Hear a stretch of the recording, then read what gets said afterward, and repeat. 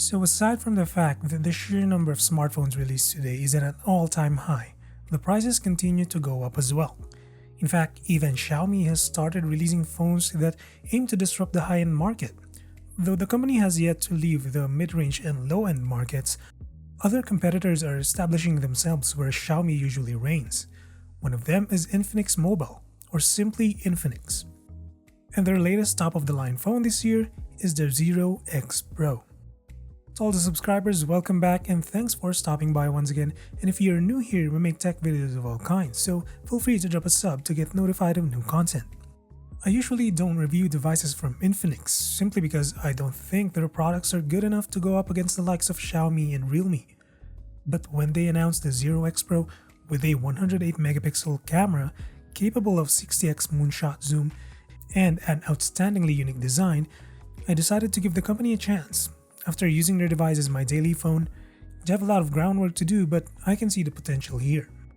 So the first thing they did right here is the design. I totally dig the nebula black they sent to reviewers, but I hate glossy back phones, so I went for this one, the Tuscany brown model. I actually just found out when I received the device that the back uses vegan leather, and boy oh boy, it feels the same as the cheap leather case that I use on the Realme GT. What I'm implying is that I never felt the need to use a case on the Zero X Pro. It's less likely to get scratched and cracked, so it's less worry for me as a user. The camera does protrude quite a bit than most phones, but I really don't mind. I also love the square frame. It's a lot grippier than rounded edges, and it feels comfortable to use with one hand despite the big footprint. However, I am not a fan of plastic framing. If not for the plastic material, I would have easily said that the Zero X Pro feels like thick iPhone 13 or iPhone 12 in my hand.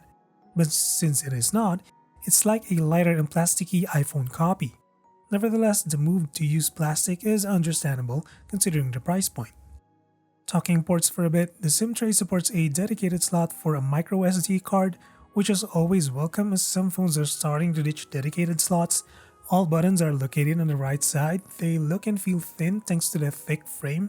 And then you got the speaker grill, headphone jack, and the USB-C port that accepts up to 45 watts.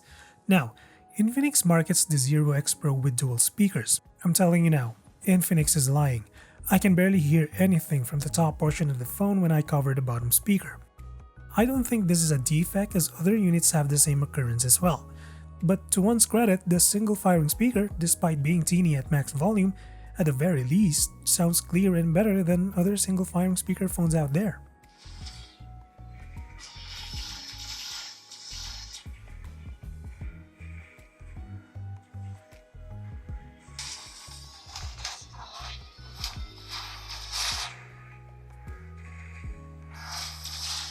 Up front, the display is another area where Infinix has done an almost good job. The 6.67-inch Full HD Plus flat AMOLED panel display supports 120Hz smooth refresh and peaks at 700 nits, enough to make the screen readable under the sun. This panel is definitely fun to use for content consumption and is one of the most immersive screens that I've tested. The Zero X Pro doesn't give you the option in the settings to tweak the display colors, but I think you don't have to as the colors look very vibrant. I would even go as far as tell you that this phone has punchier colors than the AMOLED on the Realme GT 5G, and that phone costs way more. However, the Zero X Pro doesn't look as sharp as other 1080p phones of the same size, and the in-display fingerprint scanner is inconsistent and slow 7 out of 10 times. This phone also doesn't let you use 120Hz once the battery reaches below 30%. So as soon as you hit 29%, the screen will stay at 60Hz unless you charge the phone. It could be a battery saving feature, but I couldn't find a toggle or an option in the setting that would keep me using 120Hz until the battery dies. Lastly, you can't play HD Netflix videos as the phone lacks proper certification. Speaking of battery, I thought the Zero X Pro was using a 5000 mAh cell given the thickness of the device. Apparently, it's only using 4500 mAh, which is just enough for my typical use of 5 hours of screen time without using gaming apps. With the included 45-watt charger, topping up to 100% requires around 70 minutes. Though you're getting a beautifully crafted device at this price range, don't expect top-tier performance as the Zero X Pro was getting by just fine with an oldie Helio G95 chip. Unlike the newer Dimensity lineup from the MediaTek, The G95 is still literally a hot performer, though the thick design has alleviated heating quite significantly. But if there's one thing I'm really worried about this phone, it's the software. Infinix Android skin is called XOS, and in the 7.6 version that I've tested, it needs a lot of work. First of all, app animations render 60Hz most of the time, which breaks the fluidity of the device, especially how often we open and close apps. Secondly, the screen's responsiveness seems to be off.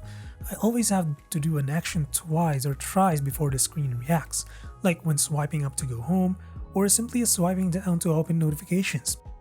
There was also an instance where after I played a game, the phone would freeze every few seconds. There's also a lot of first-party apps that are most likely to be opened never and just eating up storage.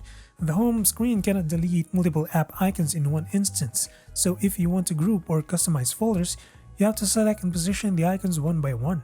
And Infinix, you only have one but pretty live wallpaper transition, but please make the transition smoother.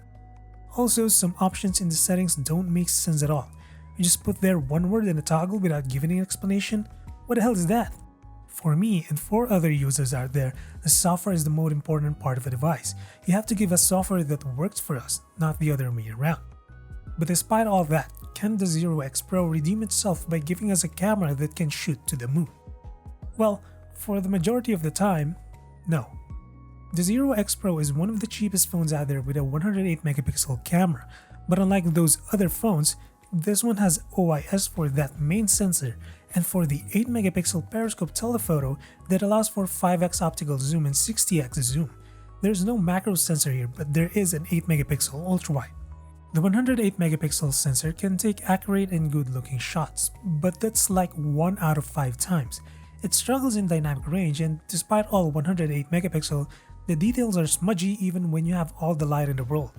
The ultrawide lens is obviously softer in comparison, but that's to be expected. I do like the quality I get on the 5x optical zoom though, in spite of the softer output and haze. I found it to be the most enjoyable thing about this camera system, as there's hardly any phone at this price range with a zoom lens. Infinix, however, did a good job with their night mode photography. Though the Zero X Pro tends to heavily drop the shadows, any lit subject stays sharp and well exposed. What surprised me instead is the lack of stabilization when capturing videos. I expect at least the ultra-wide lens to compensate, but no, this one is straight up trash when it comes to video. The same goes for all the sensors. Everything is just shaky. The main camera can record 60 frames at 1080p, but the videos don't look like 60 frames at all. They are choppy and look more like 30 frames to my eyes. The 16 megapixel selfie camera allows up to 4K at 30 resolution, but the color quality drags the video down. You also have to be careful when recording videos since you can easily cover the mic that's just right beside the charging port.